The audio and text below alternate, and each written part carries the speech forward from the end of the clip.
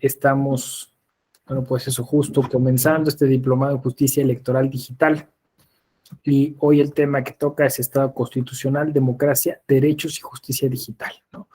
Yo entiendo que aunque este nombre es kilométrico, y claro, bueno, se puede diseccionar en distintos conceptos: Estado, Constitución, Estado Constitucional, democracia, derechos políticos, justicia digital, justicia electoral digital, ¿no?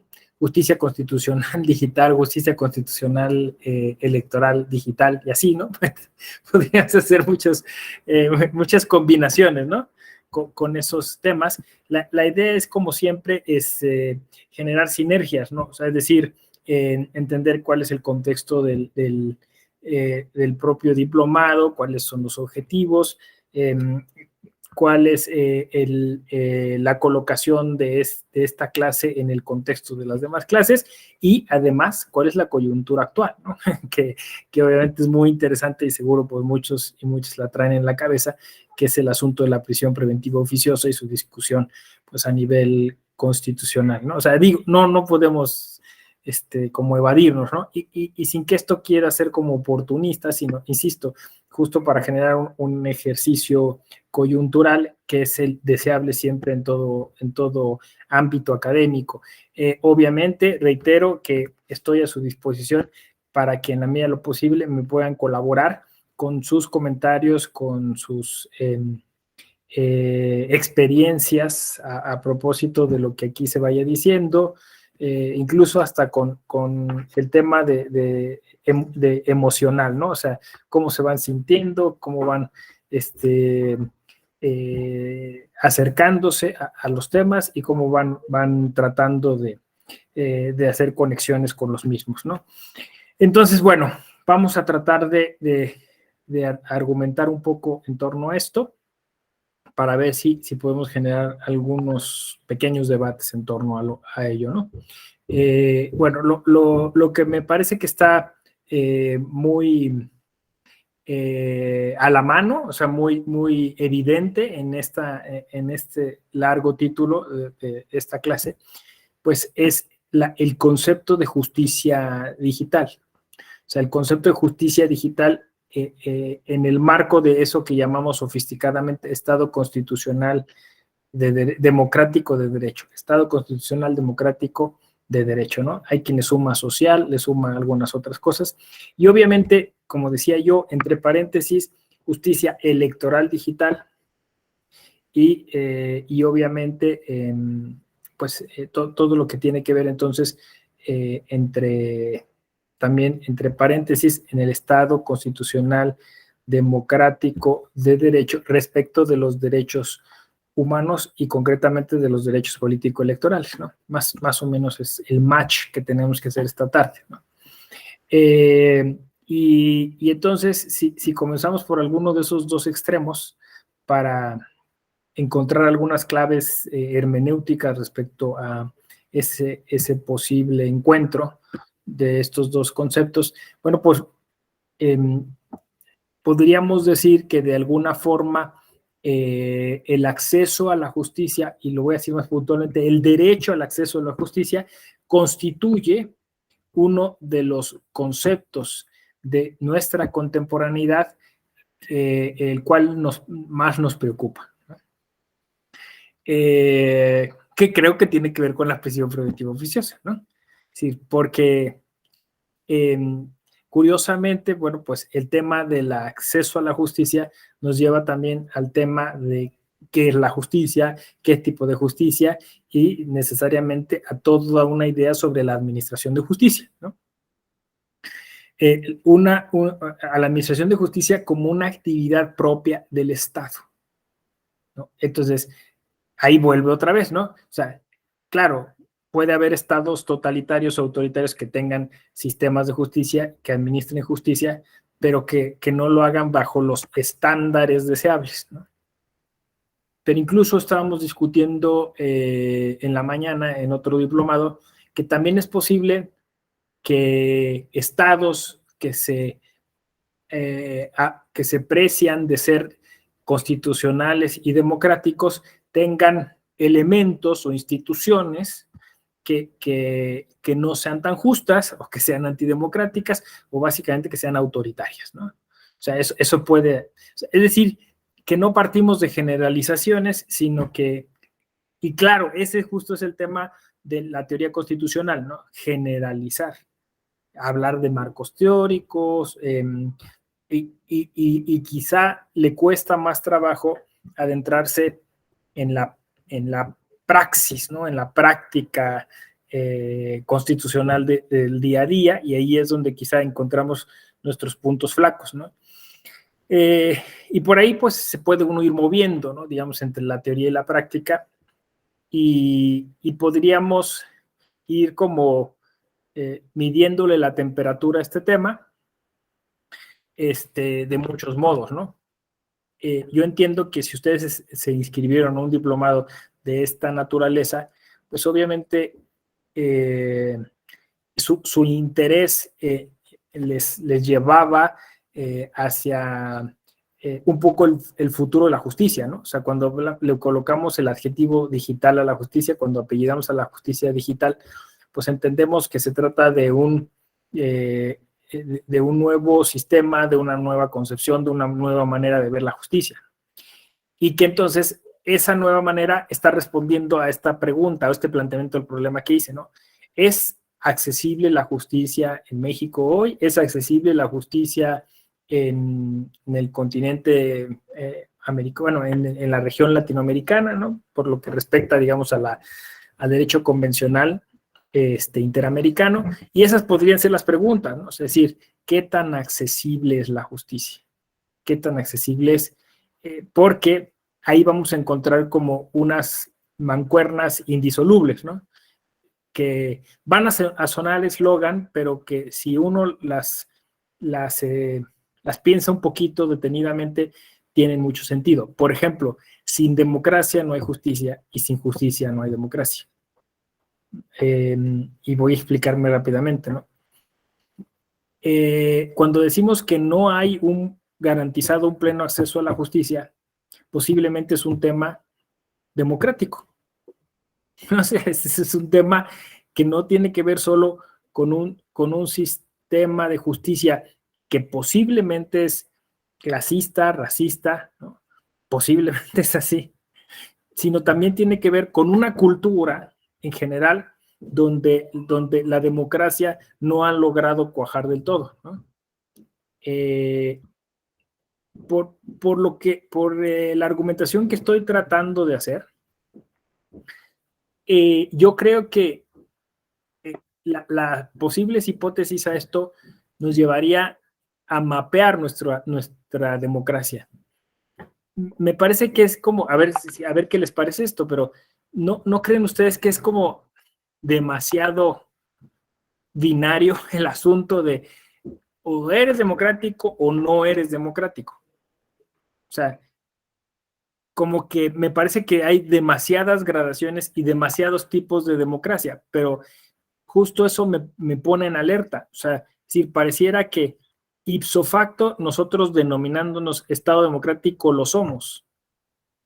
Y me parece que, como dije, nosotros podemos tener muchos momentos antidemocráticos, muchos momentos de autoritarismo y muchos momentos donde el acceso a la justicia, ya déjense ustedes, sea algo aceptable, ¿no? Ni siquiera existe, ¿no? Y entonces ahí es donde empiezo a como encontrar las posibles conexiones de estos temas. Obviamente el análisis propuesto en este momento es un análisis que podríamos colocar dentro de los estudios críticos, ¿no? O sea, y no porque simplemente estoy criticando al sistema ya, no, sino porque es una metodología que es atendible y que es tangible, ¿no? Es decir, es un ejercicio dialéctico, como el que estoy haciendo, ¿no? O sea, si, a ver, nosotros nos decimos Estado constitucional democrático de derecho y yo dialécticamente estoy diciendo no lo somos. Y entonces, en la medida en que nos vayamos acercando entre el discurso y la praxis, vamos a encontrar un justo medio, ¿no? Entonces vamos a decir, bueno, en algunos momentos lo somos, ¿no? Miren, por ejemplo, pensemos en el tema de la prisión preventiva oficiosa, ¿no? Alguien decía el ministro Saldívar, que pues son ya muy pocos los países que en América Latina conservan la prisión preventiva oficiosa, si no es que ninguno, ¿no? Quizás somos el único país, ¿no? Porque lo normal, lo lógico dentro de un Estado constitucional democrático de derecho es pensar que la prisión preventiva sea una medida cautelar y por lo tanto esté justificada. Vamos a agarrarnos de ese argumento, ¿no? Entonces, quizá terminemos concluyendo que ni siquiera somos Estado constitucional, ¿no? Porque resulta entonces que si es una medida cautelar, pues una medida cautelar tiene una función instrumental, ¿no? O sea, tiene una función de medio, no de fin, ¿no? Y entonces, al ponerla como un fin, estamos trastocando todo el sistema. Y entonces ahí ya vamos a nombrarlo cabo suelto, ¿no? Ahí tenemos un cabo suelto. O sea, si lo jalamos, llegamos siempre al mismo lugar, ¿no? Pero desde este cabo suelto hay una contradicción en nuestro sistema constitucional. Es decir, en nuestro sistema se contemplan las medidas cautelares como muchos sistemas del mundo, pero las medidas cautelares en nuestro sistema terminan siendo una pena, o sea, terminan siendo permanentes. O sea, entonces es un contrasentido, no sé si me explico. O sea, la medida cautelar tiene que cumplir una función excepcional, temporal, provisional, no sé, pónganle el nombre que quieran, pero ahí dice cautelar, ¿no? Y la estamos utilizando como una sanción, ¿no? Casos, quizá el más escandaloso, de 17 años, ¿no? Bajo una medida cautelar.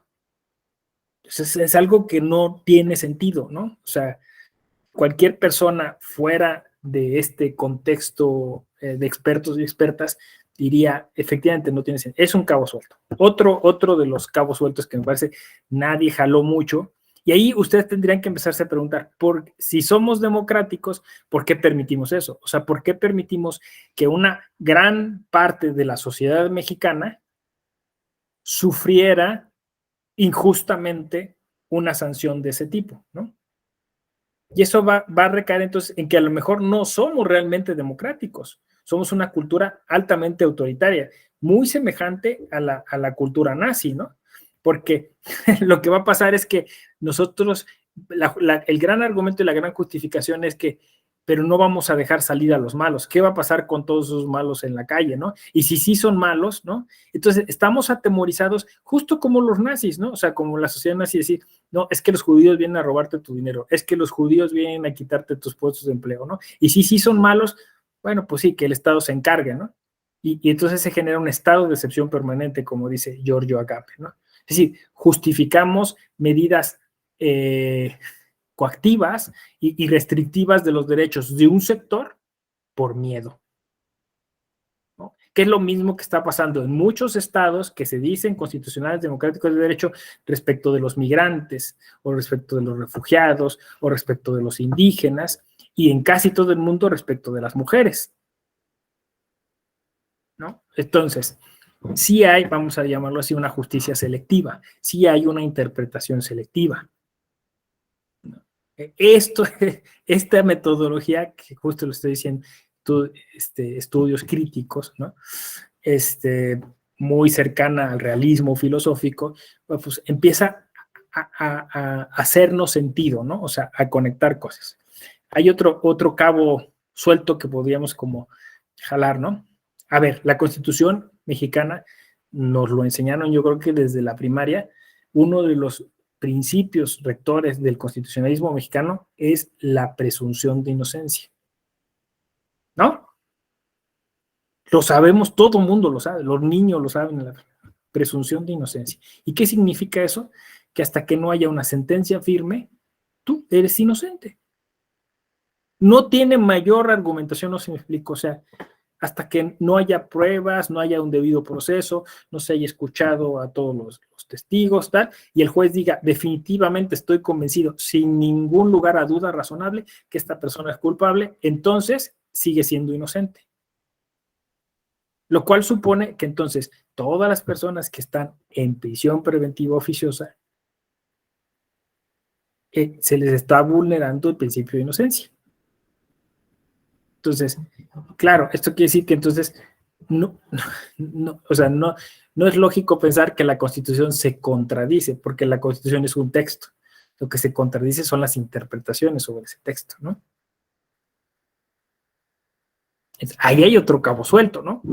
O sea, es decir, no coinciden. Por eso es que yo me acuerdo que desde hace años siempre se ha venido diciendo, esta interpretación se pudo dar hace mucho, pero no era el momento político. Bingo, no era el momento político. Y hoy siguen diciendo lo mismo. No está madura la sociedad, no está preparada, no tenemos las fiscalías que requeriríamos, ¿no? O sea, ¿cuándo entonces va a ser el momento? Esto quiere decir, fíjense, este argumento está bien interesante. Esto quiere decir, entonces, que en México, aunque tengamos derechos constitucionalmente reconocidos, es posible que por un tema de cultura, por un tema de política, por un tema de percepción de la clase política, por un tema de infraestructura, no podamos gozar de ellos, pero el tema es que no sabemos, porque termina siendo eso discrecional, ¿no? Yo diría que casi con todos los derechos que existen en México, el tema es así, es discrecional, ¿no? Tenemos derecho a la salud, pero bueno, pero para ello necesitas, pues, tener acceso a un plan de salud, estar registrado, y al final puede llegar ahí, entonces no hay medicinas, ¿no? No hay los tratamientos o lo que sea. Y así con casi todo, ¿no? La vivienda, los derechos político-electorales. Sí los tienes, pero ¿sabes qué? Como estás bajo proceso, no puedes ejercerlos. Y pues eso detonó o llevó a un asunto en la sala superior que es de todas y todos conocido, pues es que es un contrasentido, ¿no?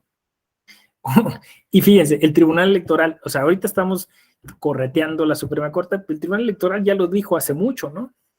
No puedes vulnerar de esa manera el principio de inocencia, no puedes vulnerarlo, tienen que tener sus derechos políticos, porque resulta que entonces los castigas doble, o sea, los encierras, los confinas, y aparte les quitas su posibilidad política de poderse manifestar para revertir a través de una reforma la situación en la que viven. Es para que cualquiera se enojara, ¿no? Si me explico, ¿no? Dices, oye, te ensañas conmigo, ¿no? O sea, el famoso homo sacer de Agamben, ¿no? O sea, es decir, parece que requieres de un sector que tienes que confinar, muy tipo Foucault, ¿no? En un lugar y ensañarte con él, ¿no? O sea, es decir, desquitarte. Yo les diría, nuestro constitucionalismo, nuestro Estado constitucional democrático de derecho es demasiado tóxico.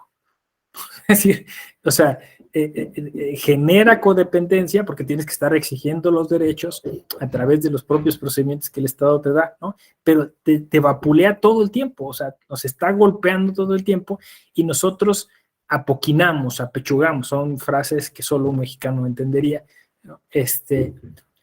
Bajo el lema, pégame, pégame, pero no en la boca para que te siga besando, ¿no? Es una relación tóxica la que tenemos con el Estado, una relación de codependencia, porque, híjole, me voy a ir muy radical, pero es lo más radical que voy a decir esta tarde, ¿no? Pero, dicho esto, es para que salíamos a la calle a hacer la revolución, ¿eh? O sea, no sé si me explico. O sea, es inaudito que nosotros, pues eso, que pagamos impuestos, que tratamos de portarnos bien, que hacemos las cosas como se debe, o sea, recibamos este trato. O sea, que nos ningunien y nos escatime, ¿no? ¿Cómo se dice? Sí, pues nos pichicateen nuestros derechos. ¿Sí? Más o menos. ¿Cómo ven? Hasta aquí, ¿algún comentario? Llegamos quizá al punto muy rápido, 5:25, digamos, del tocar fondo, ¿no? Como se dice, ¿no? decir, bueno, pues sí, quizá lo constitucional o Estado constitucional democrático de derecho se ha convertido en un eslogan, e incluso en un eslogan vacuo, ¿no? O sea, es decir, que no tiene carnita detrás, ¿no? Es decir, se volvió solo una bonita frase para los políticos, se volvió una bonita frase para la reforma constitucional, pero dista mucho de ser, de haber un esfuerzo real por materializar esto, ¿no? Entonces, claro, ¿qué tiene que ver todo esto con la justicia digital, no? Pues el tema es que de alguna forma corremos el riesgo de digitalizar la justicia selectiva. No sé si, es decir, es lo mismo, ¿no? O sea, oye, pues es que el sistema educativo en México es altamente autoritario, ¿no? ¿Cuál constructivismo? O sea, llega el profesor y la profesora que tiene, y se echa su rollo, impone, castiga, regaña, enciendan sus cámaras, no sé qué, tal. O sea, perdón, bueno, eso es en la presencialidad. Llega a la digitalidad y es lo mismo, solo que en línea, ¿no? Entonces, el tema no es que si la justicia digital va a solucionar todos esos problemas. El problema es que tenemos que solucionar los diversos problemas que existen en torno a la administración de justicia. Si no corremos el riesgo, insisto, de digitalizar todos los problemas que estamos acarreando, ¿no? Yo lo he llamado, y es una propuesta para esta tarde, justicia selectiva, ¿no? Es decir, que al final no se trata de esta famosa idea de la igualdad ante la ley. Fíjense, la igualdad ante la ley que supone el Estado de Derecho. En nuestra idea, digamos, así rápida, sintética, la justicia digital tendría que venir a colaborar a eso, ¿no? Es decir, a que seamos más los iguales que acceden a la justicia porque tengamos una posibilidad más cercana, más accesible, como lo digital, ¿no? O sea, esa sería la idea. Pero al final de cuentas, si no hay una cultura que esté preparada para esa igualdad, entonces de todas maneras esa selectividad va a seguir operando igual, ¿no? La verdad es que es muy complejo, porque yo así les haría la pregunta, así ya a calzón quitado, ¿no? ¿Por qué unos sí y otros no? O sea, ¿por qué unos asuntos judiciales sí y otros no? Y volvemos a lo mismo, ¿no? O sea, ¿por qué unos sí tuvieron cama y otros no? ¿Por qué unos tuvieron respirador y otros no? O sea, ¿que entonces los derechos tienen código postal? ¿O tienes que tener un contacto o una palanca? ¿O tienes que suavizar el sistema? No sé, piensen ustedes, ¿no? O sea, decir, ¿por qué unos sí y otros no? Y con lo digital, pues, incluso se corre un doble riesgo, ¿no? Ya lo mandé, ya lo envié, ya está ahí, ¿no? Lo hice rápido, subí mis documentos, tal. Pero el tema no es ese. El tema es el mismo, porque unos sí y otros no. ¿Qué opinan? A ver, díganme algo, porque justo yo digo que seamos constructivistas y he hecho mis rollos. Alguna cosita. Gracias, Israel, adelante. Hola, ¿qué tal? Buenas tardes. Pues a mí me parece que está usted planteando preguntas muy importantes que al final de cuentas quienes nos hemos desarrollado en el ámbito del derecho o de la investigación, pues hemos visto realmente cuál es la situación que vive nuestro país o que vive en otros países del mundo. Incluso usted preguntaba por América Latina, ¿no? De repente te puedes encontrar sistemas que se precian de ser muy democráticos, ¿no? Como por ejemplo Estados Unidos, y sin embargo te enteras que tiene una cárcel en Guantánamo, ¿no? Con gente que pues nunca ha sido juzgada y que llevan presos ahí mucho tiempo. ¿no? Y entonces dices, bueno, es una situación compleja porque su sistema supuestamente es muy perfecto, es uno de los más avanzados del mundo, no está suscrito a ninguna convención de derechos humanos ni temas de ese tipo, y entonces te encuentras con esas situaciones, ¿no? Y en México justamente lo que usted dice, yo creo que nos hace falta eh, todavía acortar esa brecha digital, porque ya estamos hablando de justicia digital y la justicia, pues no sé por llamarla física, la justicia que no se hace en línea, pues también tiene muchos problemas. Volvemos a eso mismo. Yo también siempre he considerado que hay una justicia selectiva en muchos casos. Podemos ver casos de personajes famosos, de líderes que son procesados por alguna situación y nunca pisan la cárcel, casualmente llegan a la cárcel y están enfermos y todo el tiempo están en una cama de hospital, situación que no tienen los demás, vamos a decirlo así, una persona sin ese perfil tan mediático, quizás, ¿no? O a lo mejor porque no tiene la facultad para tener un abogado privado que pueda darle o luchar por esos derechos que finalmente tiene como procesado, como imputado, este, y que se tiene que conformar con uno de oficio, ¿no?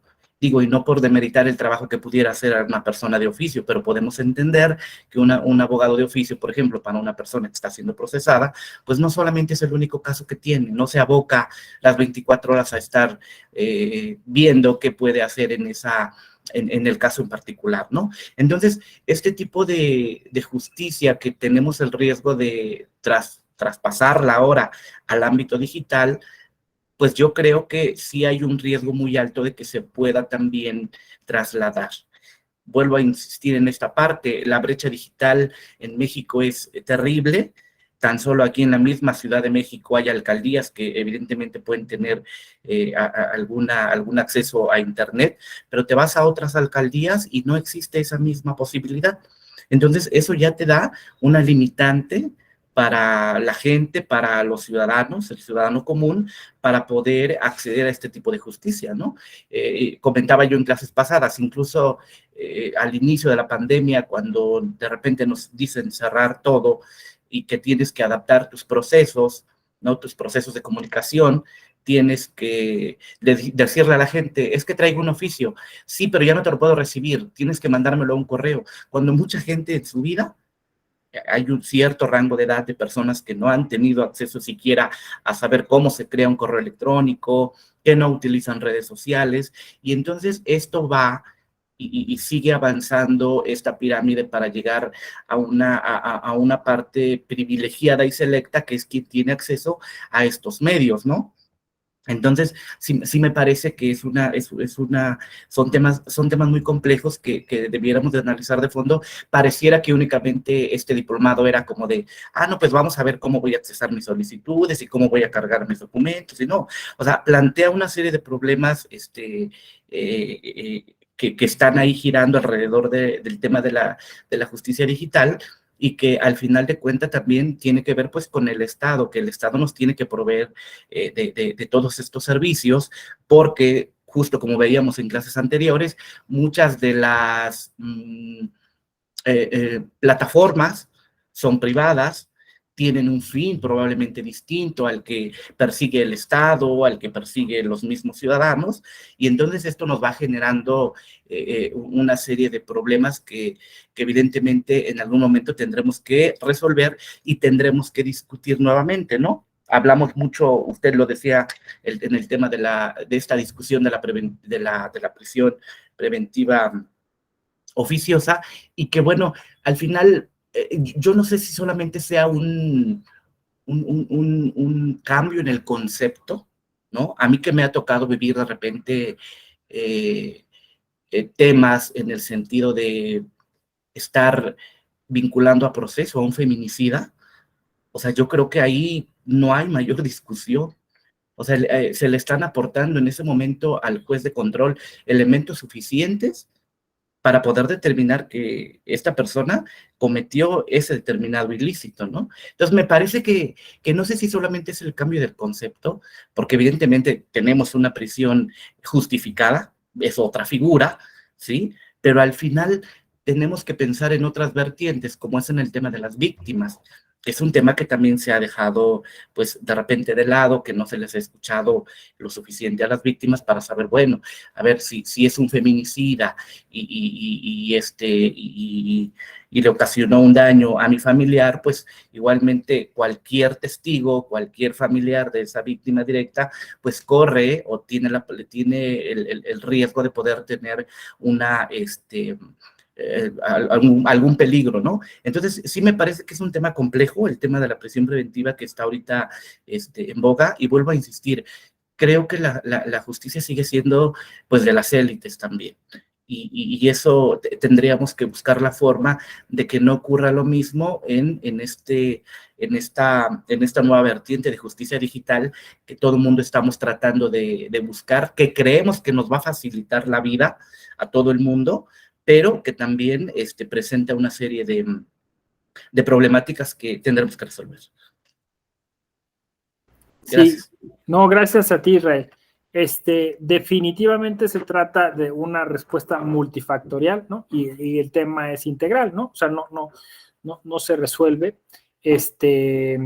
simplemente modificando unas cuantas cosas, y creo que ahí mismo está situado el tema de la prisión preventiva oficiosa, ¿no? Ahí está situado ese tema. O sea, es un tema que tiene que ver con la cultura democrática, que tiene que ver, como decía yo, incluso con los derechos políticos electorales, que tiene que ver con pues una deficiente preparación de algunos servidores y servidoras públicas, ¿no?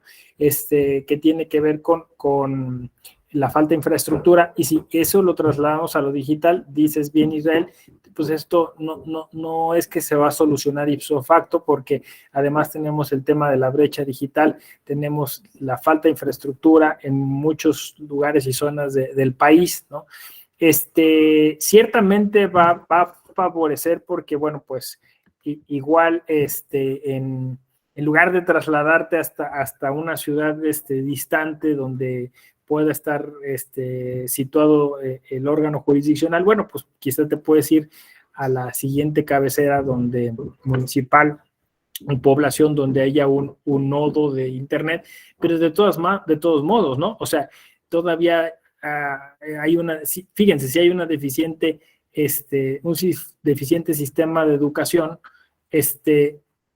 pues, ¿cuándo vamos a estar soñando sobre alfabetización digital, ¿no? O sea, sobre educar a las personas a utilizar los recursos digitales, porque también, como ya bien señalaste, Israel, estos recursos digitales desgraciadamente no están en manos del propio Estado, ¿no? Muchas veces los proveedores de los servicios digitales tienen sus servidores incluso fuera de México, lo que genera pues un montón de impunidad, ¿no? Que lo hemos visto en célebres casos como el de Cambridge Analytica, ¿no? A ver quién sienta al banquillo de los acusados a Facebook, ¿no? O a Google, ¿no? Pues es imposible, ¿no?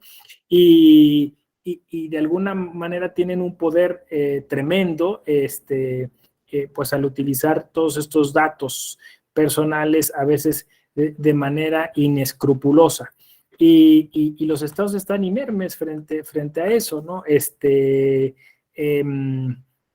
De hecho, en ejercicios donde la digitalidad ha tenido presencia en temas electorales, pues se ha recurrido a estas grandes empresas, ¿no? Me refiero, por ejemplo, al caso de la plataforma para recabar el apoyo ciudadano respecto de quien se presentaba como potencial candidato o candidata independiente, pues era una plataforma que administraba Google y que además ya después aplicada fue muy deficiente y generó pues múltiples controles al grado que unas llegaron a la justicia electoral. El otro tema que quizá, bueno, porque fue mucho más contenido, fue mucho más controlado, pues fue el tema del voto electrónico desde el extranjero, ¿no? Que por lo que entiendo, pues tuvo buenos resultados. Vamos a ver en la próxima elección qué va a pasar con la tecnología respecto de lo que se va a hacer, que ya se está implementando, de el voto electrónico, pero ya de manera más masiva, ¿no? Vamos a ver incluso qué va a pasar con el voto de las personas que se encuentran en prisión preventiva, que ya hay un compromiso y una obligación a llevarlo a cabo, porque apenas se han llevado algunos ensayos en algunos centros penitenciarios, pero la idea es que para la siguiente elección ya sean todas las personas que estén bajo esta condición dispuestas a votar, y alguien piensa o ha sugerido que esto se puede hacer a través de la tecnología, ¿no? Obviamente, vamos a suponer que vamos a pensar que si les estás concediendo ese derecho, que me parece es normal que se les conceda, ¿no? También entonces vas a tener que garantizarles el acceso a la justicia electoral. Es decir, la gente que está en prisión preventiva oficiosa va a poder interponer medios de impugnación en el caso en que se le restrinjan esos derechos. ¿Y cómo le vamos a hacer? Parece que creo que ahí tendría que ser un tema también de justicia digital. Pero ¿qué van a hacer las prisiones preventivas oficiosas? Van a poner las prisiones, los centros de readaptación social, van a poner alguna mesita, alguna oficina con una computadora, con un internet estable, le van a permitir a las personas que están ahí, pues ir a interponer sus recursos. No sé, suena interesante el reto, ¿no? O sea, a veces parece hasta como de ciencia ficción, pero ya estamos en eso, no nos podemos echar para atrás, como se dice, ¿no? Entonces, ahí es donde realmente es que empezamos a ver de qué estamos hechos, ¿no? O sea, si realmente, o sea, yo creo que, miren, a ver, México tiene esta como idea positiva, me parece, el próximo mundial lo ganamos, ¿no? O sea, tenemos mucha fe en nosotros, ¿no? No hay sismo que se nos ponga, nosotros vamos a salir adelante, ¿no? Tenemos crisis económica, nos vamos a poner las pilas y lo vamos a lograr, ¿no? Nos fue mal en nuestras decisiones políticas, la próxima no nos va a ir mal. Y así estamos, ¿no? Creo que incluso hasta hay una canción, ¿no? ¿A qué le tiras cuando sueñas mexicano? Que es muy sintomática de esto que estoy. Yo creo que no es malo, yo creo que está bien, pero el tema es que para que no terminemos frustrados, por ejemplo, como pasó con el sistema penal acusatorio, es decir, híjole, invertimos tanto tiempo, tanto dinero, ¿no? Y al final, que ese es otro cabo suelto, ¿no? Y al final, ¿qué? O sea, seguimos, como dijo Israel, nomás le cambiamos el nombre. Las prácticas siguen siendo muy similares, ¿no? O sea, sigue habiendo una tendencia inquisitorial, por decirlo de un modo, ¿no? Hay un punitivismo, ¿no? También, hay como fuerzas incluso encontradas, ¿no? Decía Israel a propósito esto del derecho a las víctimas. Hablamos de derechos humanos, hablamos de derecho a las víctimas, pero no tenemos un sistema que les pueda acoger, ¿no? Y porque hay otras víctimas que tampoco hemos considerado, los errores del sistema, ¿no? Y las personas que después se les dice, chin, sí me equivoqué, discúlpame, ¿no? O sea, eras inocente y te tuve 5, 6, 7, 8, 10 años. En teoría, no en teoría, en la práctica, de manera constitucional, tendrían que recibir una indemnización. Eso suena a película gringa, ¿no? ¿Se imaginan? O sea, no, o sea, ni siquiera el Estado mexicano lo ha contabilizado. O sea, en el caso que eso es lo que después, por eso decía, no, mejor ni le entren al tema, porque si resulta que después sí tenemos que dejar salir a gente que verdaderamente es inocente y nos ponemos las pilas y si empezamos a revisar los asuntos y no sé qué, si en el remotísimo caso eso sucediera, cuando salgan hay que indemnizarlos. Y nadie tampoco ha pensado en eso, ¿no? Entonces, Estado constitucional, democrático, de derecho, pero ¿en qué términos, no? Yo he llegado a creer que, o sea, que la solución está, bueno, yo ya lo dije, ¿no? O sea, que en terminar con esta relación tóxica, ¿no? O sea, es decir, ¿cuál es la solución? Pues la solución es, por un lado, utilizar todos los recursos disponibles a nuestro alcance para generar la ciudadanización de las instituciones y por otro lado, hacer que la sociedad civil, que las personas, que los ciudadanos, las ciudadanas, puedan colaborar de manera más inmediata y directa con los servicios a los que el Estado no llega, ¿no? Esto, claro, genera después también un dilema o paradoja, ¿no? Porque entonces, si el Estado, o sea, básicamente, si los servicios, incluidos los de justicia, se empiezan a desestatalizar, o sea, claramente la justicia digital es una tendencia para que el Estado de alguna forma se vaya deshaciendo de servicios y de cosas que tenía que hacer. Tú lo dijiste ahorita, Israel, ¿no?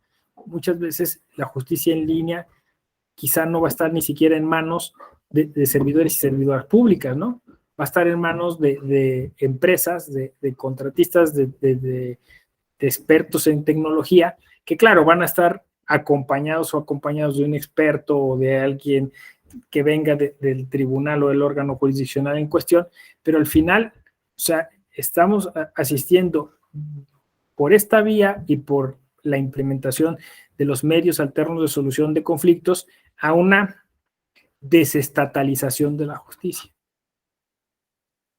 ¿Sí? La justicia se está, digamos, deshaciendo de esas cosas.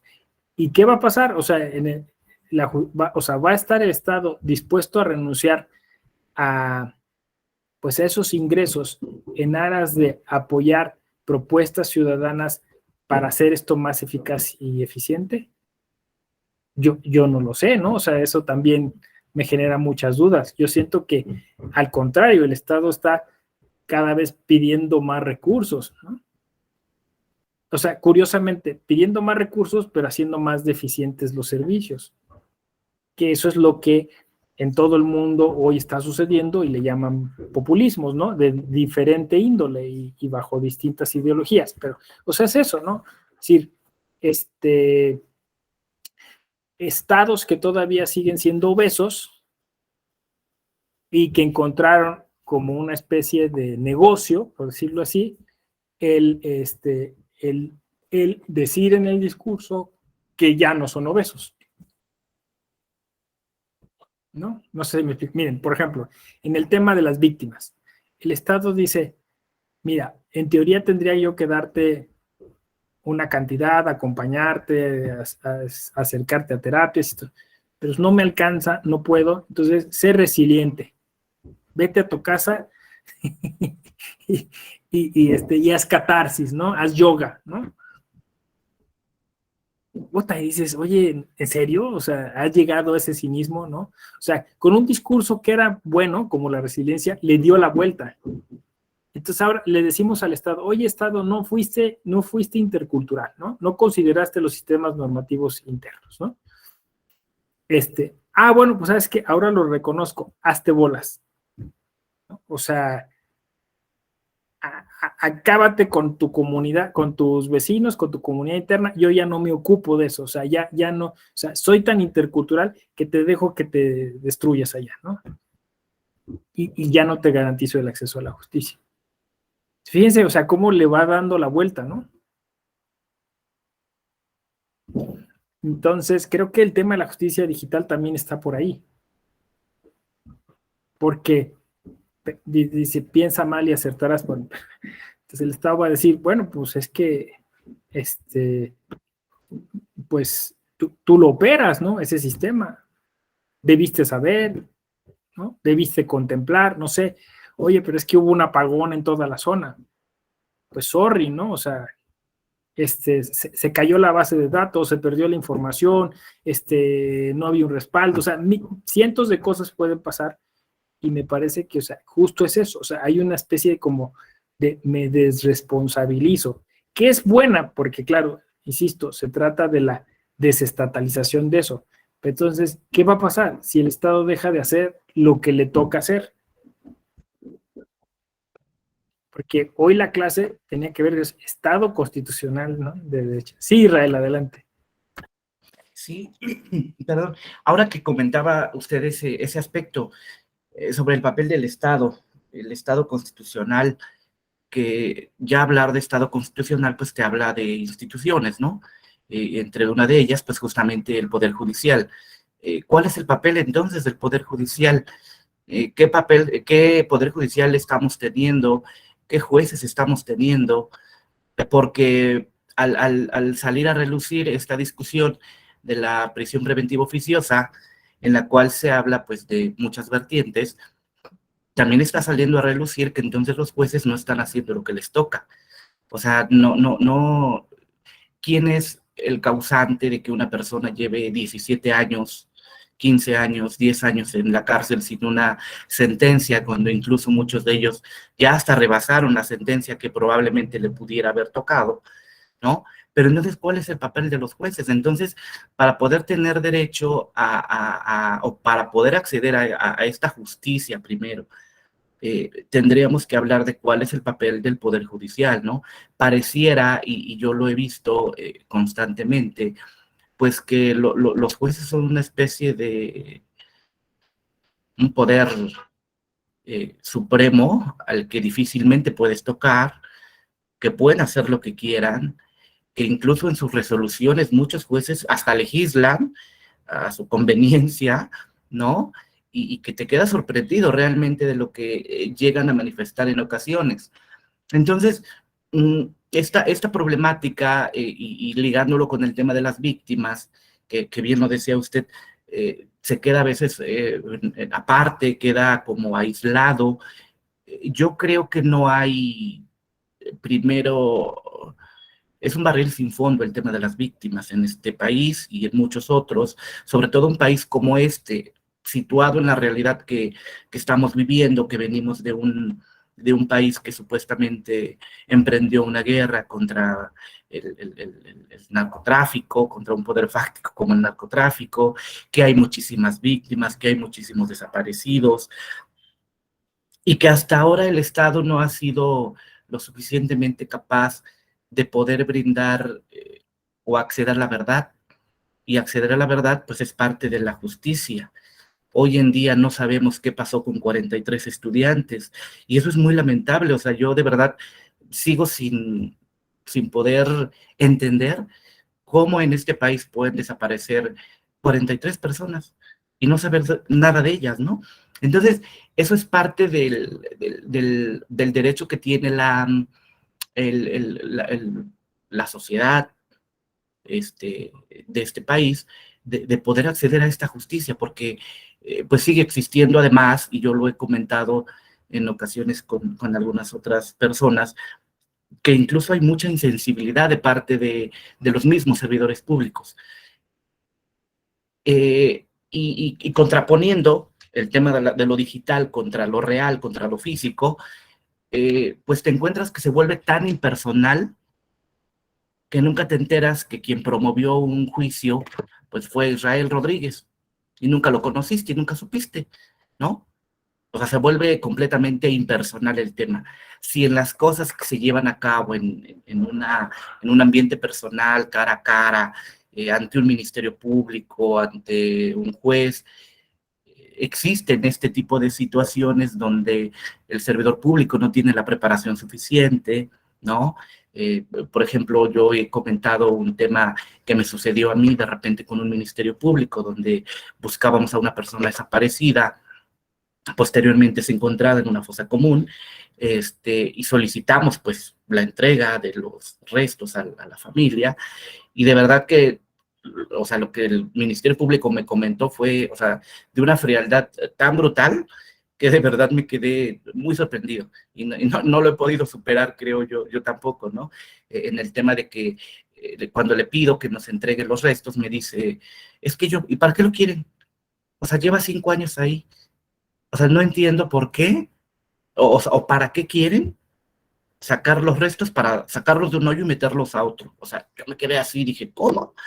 O sea, de verdad es posible que tengamos ese grado de deshumanización incluso, ¿no? Para con la gente que lleva a cabo todos estos procesos.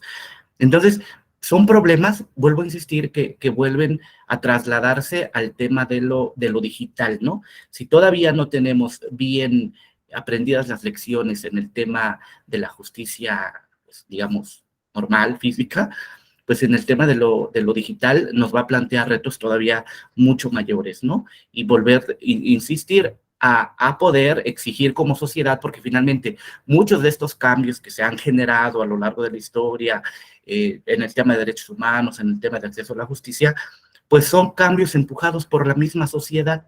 No son cambios que prevea el mismo sistema, sino que la misma sociedad, de acuerdo a la realidad que está viviendo, va impulsando estos cambios, ¿no?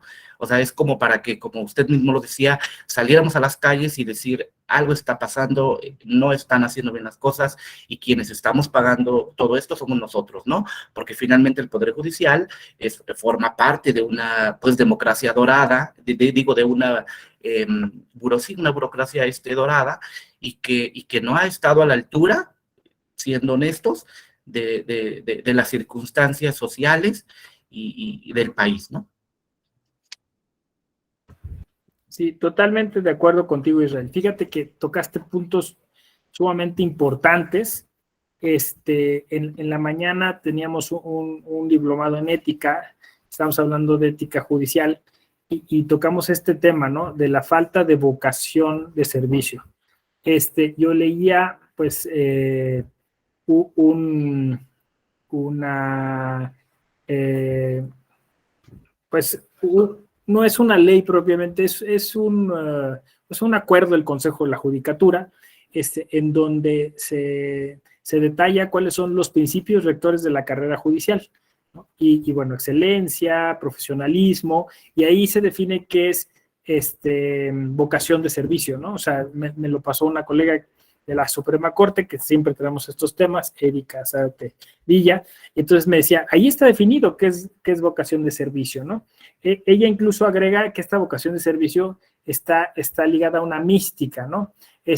Yo como entiendo que ella lo desarrolla el tema, es que ella lo que quiere decir es que no se trata de empleos y ya, ¿no? O sea, que en los poderes judiciales tiene que haber gente que tiene un perfil para servirle a otra gente.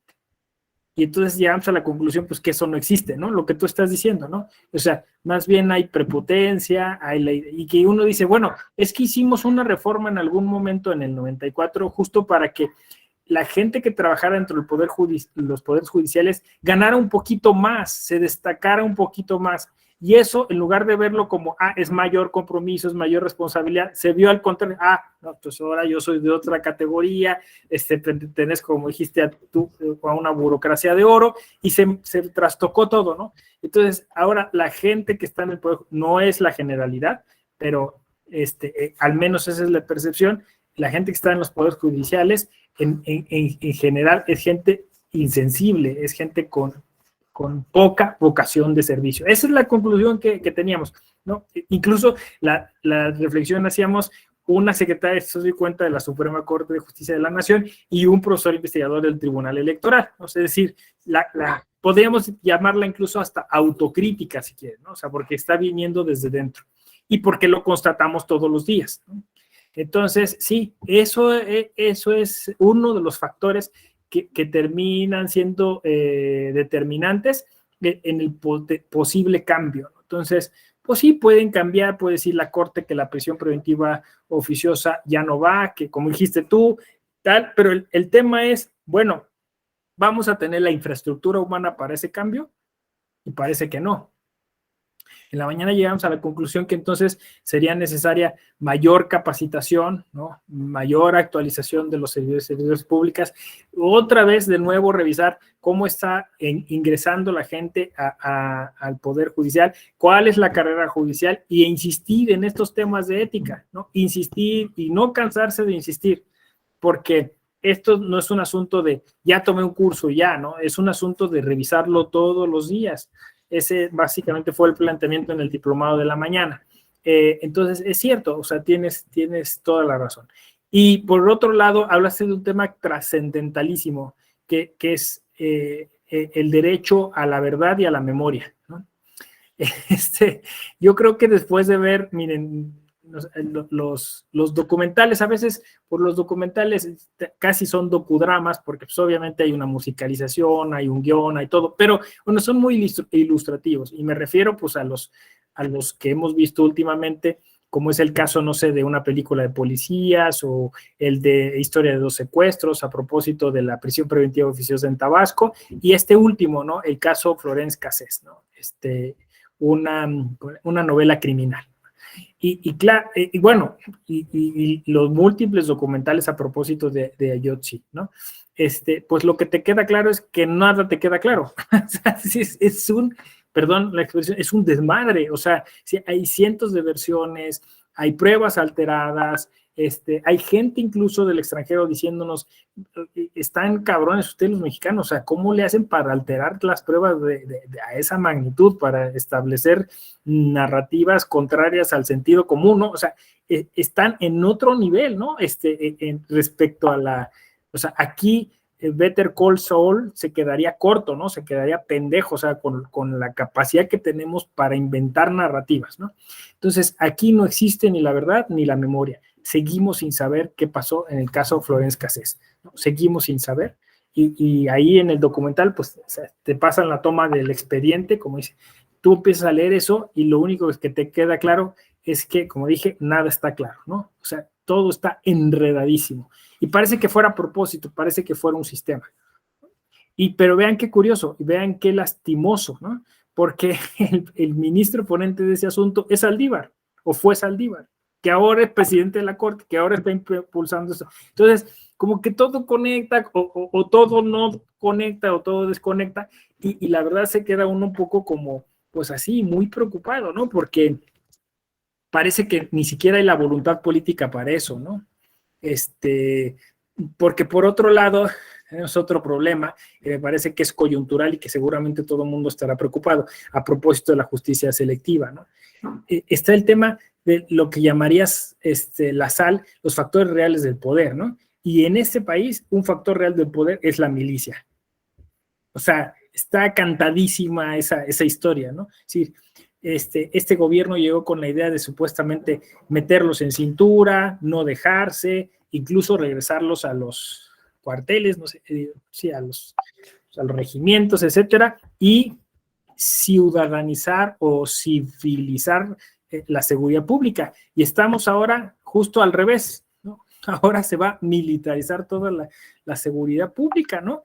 Eso demuestra solo una cosa, la fuerza tremenda que tiene el poder militar en este país, ¿no? Y no se les tocó un pelo a ninguno de ellos, ¿no? Aunque en todos los casos, Digna Ochoa, Ayotzinapa, siempre estaban metidas las fuerzas militares, ¿no? Y la marina, y no sé qué, y se demostró en muchos de los peritajes, no se les va a tocar nada, no solamente eso, de todas las instituciones del Estado a las que no solo no se les bajó el presupuesto, sino se les subió, fueron los militares. Entonces, eso es preocupante porque, pues, más allá, digamos, de conjeturas y de especulaciones y teorías conspirativas, pues es una realidad de que de alguna manera tú puedes tener un sofisticado sistema de justicia, pero si hay fuerzas tan poderosas que operan detrás, pues la justicia va a seguirse operando de esa manera. Y no va a haber verdad y no va a haber memoria. O sea, no vamos a llegar nunca a saber qué pasó, porque los intereses son de tal magnitud, pues que vamos a encontrar el modo de hacer montajes, solo que de otra manera, ¿no? Más sofisticados. Y eso es preocupante, ¿no? Y claro, o sea, yo hablé de uno de los muchos factores reales de poder, pero pues ahí está CFE, ahí está Petróleos Mexicanos, o sea, ahí están otras fuerzas inamovibles, ¿no? Alguno que otro sindicato, que eso condiciona toda la idea de Estado constitucional democrático de derecho, que eso condiciona toda la idea, incluso de lo electoral, ¿no? O sea, podemos tener uno de los sistemas más costosos y sofisticados de derecho electoral del mundo, pero de todas maneras estas fuerzas demoníacas están ahí operando para llevar a buen puerto eso. Entonces, ¿cómo vas a operar la justicia digital? Pues igual, o sea, nada más que lo vas a hacer en línea, ¿no? O sea, entonces creo que ese es el tema. Perdón por mi pesimismo, perdón por llevarlos a este callejón sin salida, pero creo que es una manera, dije yo al inicio, realista de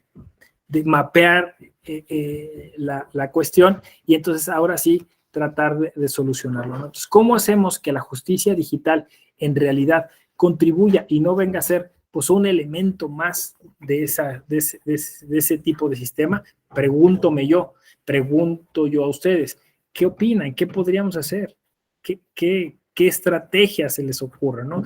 ¿Qué salidas?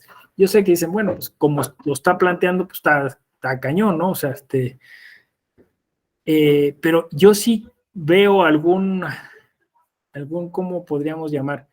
Un rayito de esperanza, una pequeña luz, ¿no? En la justicia, porque al final sí puede ser a través de la justicia lo que se cuestionen estas cosas, que sea a través de la justicia que se, pues, incluso concretamente la justicia electoral, ¿no? Porque la justicia electoral muchas veces se ha arriesgado en estos temas, ¿no? Explorando algún tipo de argumentación que, claro, alguien podría decir raya casi en el protagonismo o en el activismo, ¿no? También creo que lo decías, Israel, ¿no?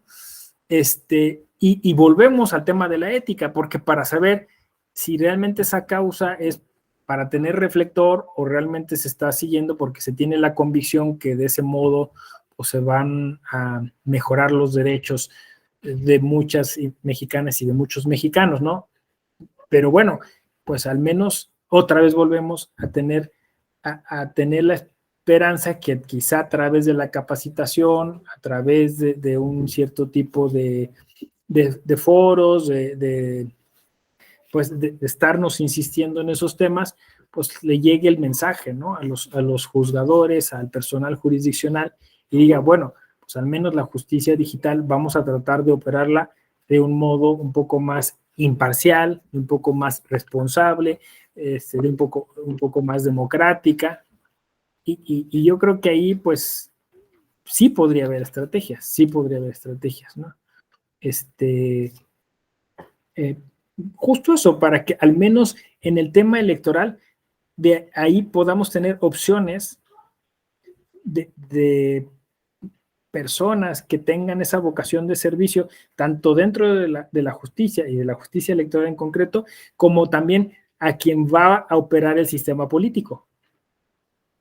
Porque ahorita estamos quizá, pues, le llamaban algunos expertos a este tema, estamos en el tema de la mediocracia, ¿no? O sea, concretamente José Castellanos acuñó este término, mediocracia, que puede confundirse con la democracia de los medios de comunicación, pero no, en este caso, mediocracia refiere a un sistema donde la mediocridad opera, ¿no? O sea, donde pues vas a votar por el menos malo. O sea, o sea, ya no piensas en buenas soluciones, sino que todo es así como paliativo, no sé cómo decirlo. Entonces, pues quizá la justicia sea un modo también pues de pelear por todo lo que hemos peleado, que es equidad en la contienda, uso responsable de los recursos económicos para contender en las campañas, ¿no? O sea, no sé, no sé incluso o si solamente sea pues una especie pues como eso de distracción, porque de eso, en eso estamos, o sea, básicamente que si están ustedes en un diplomado que tiene esas premisas, ¿no? Y quizá la justicia digital puede ser un área de oportunidad, ahorita muy incipiente, insisto, porque esto tiene que ser a mediano plazo, no lo veo a corto plazo. ¿Por qué? Pues porque apenas el juicio en línea electoral tiene solo se pueden hacer solo 2 medios de impugnación, está muy limitado, no opera satisfactoriamente como quisiéramos, incluso ni se conoce, no sé cuál sea su experiencia, ¿no? Entonces, pero no sé si a lo mejor estamos, como dicen, futureando o estamos soñando de más con la idea de que la justicia digital pueda ser así. Yo, por ejemplo, miren, ya, o sea, con ganas de futurear, digo, bueno, pues yo haría unas, ¿cómo le llamaría? Unas módulos móviles, ¿no? Módulos viajeros o no sé, algo así. Una camioneta subiría, pues eso, un módulo donde se pudiera acceder, que tuviera una buena antena, un modo de conectarse a la red y que desde ahí, donde llegara el vehículo, pudiera la gente venir a poner sus medios de impugnación, ¿no? Y que pues en la medida posible se pudiera difundir esto, ¿no? O colocar de manera estratégica en algunos lugares donde se tiene más incidencia de casos, o cuando va a haber una elección, o previa, o durante o posterior a la elección, no sé, o sea, insisto, con ganas de futurear, pues a lo mejor dices, pues a lo mejor eso se podría, ¿no? Y claro, con la idea igual también de difundir previamente cuáles son los derechos políticos electorales que esos medios de impugnación tutelan. ¿Cómo ven? ¿Ustedes qué opinan? ¿Qué piensan? Liliana, Abraham, Alberto, Mayra, Armando, Sergio, Luis. Ustedes que ya han recorrido un tramo dentro de este diplomado, que hicieron pues quizá alguna reflexión previa a inscribirse en el diplomado, decir, pues a mí me latía que quizá esto pudiera servir para esto otro, ¿no? ¿Qué piensan? ¿Qué sugieren? Liliana, adelante. Bueno, aquí está lloviendo muy fuerte, por eso no tenía como mucho ánimo de abrir el micrófono, creo que se escucha toda la lluvia, pero bueno, quería comentar, yo creo que mientras tengamos estos poderes ocultos detrás de la justicia o de esa incipiente impartición de justicia todavía, va a ser muy complejo que logremos realmente esa impartición. Yo sí entiendo que dentro del ámbito electoral se ha procurado pues armarse de más elementos. Ya mencionaba hace un momento cuestiones como de paridad de género, cuestiones de fiscalización, cuestiones de esa naturaleza que van siendo complejos por la misma complejidad de elementos de los que requieren allegarse para poder determinar una u otra situación. Sin embargo, creo que más allá de estos procedimientos que van estableciéndose por parte del instituto, también existe una carga mediática que es terrible y creo que todos lo sabemos en la actualidad, ¿no? Esa carga mediática en la que se señala más allá de la cuestión de lo que se está haciendo o de los procedimientos que se han establecido y que históricamente pues van sí caminando con con muchas necesidades de mejora naturalmente, pero que van caminando de alguna u otra manera cuando están a nivel mediático, son puestos a prejuicio y señalamientos, creo que tampoco ayuda en mejorar el sistema. Creo que este tipo de situaciones son las que no abonan de manera positiva a ese tipo a este andar de una mejoría.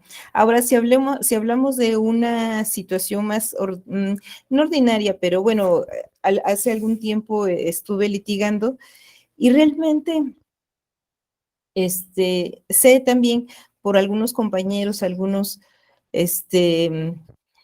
amigos abogados también, que realmente no ha habido un cambio entre la justicia, entre ese nuevo sistema acusatorio adversarial, perdón, que era como que, híjole, la panacea del sistema y que vamos a mejorarlo y que nos vamos a quedar con menos procedimientos y que los expedientes van a salir y que tampoco lo fue. O sea, que en realidad los juzgados siguen igual atrasados en en ese conocimiento de causas y en esa aplicación de justicia. Entonces, yo considero que más allá de procesos y de sistemas, mucho tiene que ver con un sentido del que ya referíamos, ¿no? De esa intención que las personas que estén en esos medios de aplicación de justicia, en esos, llámense en el ámbito penal, en el ámbito electoral, en el que fuere, pero sí necesitan tener un principio de profesionalismo y de ética para que podamos armar entre todos este tipo de... Finalmente, los procedimientos y los procesos no se hacen por sí solos, se implementan por seres humanos, por personas. Incluso esa famosa justicia digital, creo que más allá de que podamos a través de una computadora, a través de un correo electrónico, remitir algún escrito, hasta ahí creo que queda el acto mecanizado. Pero para la intención de valorar pruebas, de valorar algunos otros elementos, necesariamente creo que tendría que implementarse la mente humana. Entonces, yo considero que volvemos en ese caso a partir de esa funcionalidad como seres humanos en el sistema de justicia. Y creo que es ahí donde está la clave. Gracias. Gracias a ti, Liliana. Sí, creo que estamos llegando a coincidir, me da mucho gusto, en el tema en que no es solamente un cambio estructural, no es solamente hacer una reforma y ya, sino que implica un cambio en la forma de atender los asuntos y tú misma lo mencionaste, como ya coincidiendo conmigo, en que es un tema de ética, ¿no? O sea, es un tema tiene que ser transversal, que tiene que llevar a revisar cada una de las prácticas, a hablar con cada uno de los servidores y servidoras públicas y convencerles que se trata de esto, ¿no? O sea, se trata de elevar el estándar, de salir de esta situación en la que parece que la cultura premia al que más engaña o al que más miente, el que más trastoca las cosas, porque incluso el derecho electoral se ha convertido en eso, ¿no? Es decir, como qué bueno que lo hiciste, ¿no? Encontraste el hueco, alargaste la norma, utilizaste el sistema para tus fines personales, y creo que eso ya no está alcanzando, o sea, este uso convenenciero, vamos a decirlo, del sistema, porque eso lastima todo el sistema, ¿no? Aquello de lo que no está prohibido está permitido. ¿Cómo más en boga de eso?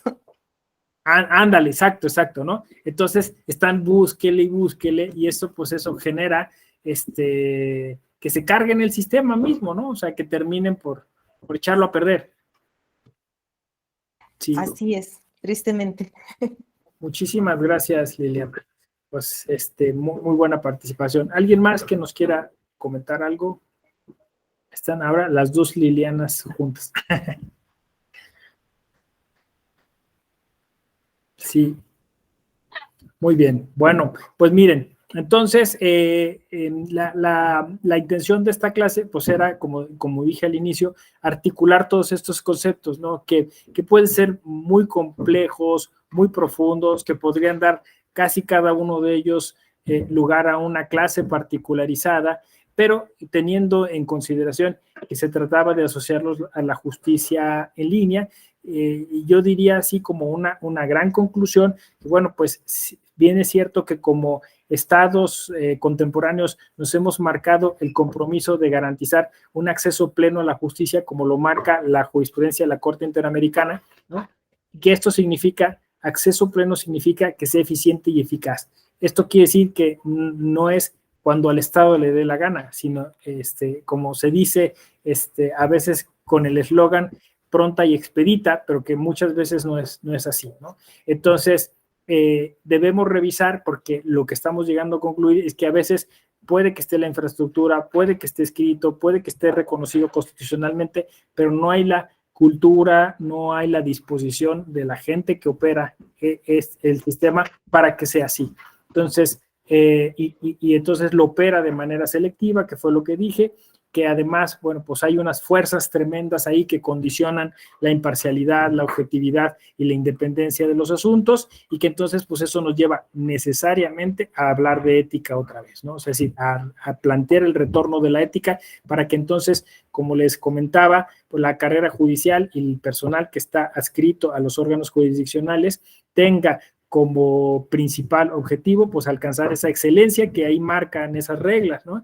Y que comience mostrando esa vocación de servicio, esa mística, ¿no? Es decir, no, pues ya tengo el cargo, vénganos tu reino, ¿no? No, se trata al contrario. O sea, si el cargo supone eso, una presión, supone sentir que tienes un grupo numeroso de personas esperando que hagas bien tu trabajo, ¿no? Entonces, eso no te hace, no, ese puesto no te lo dieron por tu linda cara o por tu buen hablar, ¿no? Te lo dieron porque tienes que cumplir con un servicio, con un compromiso, ¿no?